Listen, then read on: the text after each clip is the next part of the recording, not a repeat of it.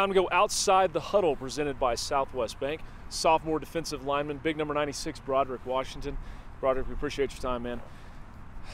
Cold today. Bright and early, it was raining, it was pretty nasty. You still got a hoodie on, it's still chilly out here. You played in over 100-degree game at Arizona State. You played in some cold temperatures. I think people would like to know what's more difficult to play in mentally, cold or hot. As a team, I feel like playing in very cold games is more difficult because it's harder to breathe. You're kind of in a daze a little bit because you're trying to focus on the game and stay warm at the same time. So that causes a little bit of problems. So I feel like cold games are definitely more difficult than playing in a hot game. Clearly, you know, some things you guys are still working on defensively, not necessarily the result you wanted at Oklahoma. Kansas State rolling in this week, but you guys have forced a turnover in every single game this year. Is that something that even in a game you didn't play your best, you can take away from and build upon?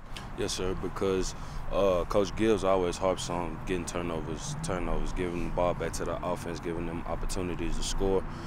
And it's just been a big thing for us since the spring, really, and we kind of just use that every game. And when things are going bad for us, the first thing you hear one of us saying is we got to get a turnover. If we get a turnover, that gives the offense another opportunity to have the ball and score. Kansas State rolls in. This is a good football team, like every game you're going to face in the Big 12. But they line it up and they run it right at you. A lot of quarterback run, especially for you defensive linemen. That challenges you guys to get off a block. How important is that you win your individual matchups this week?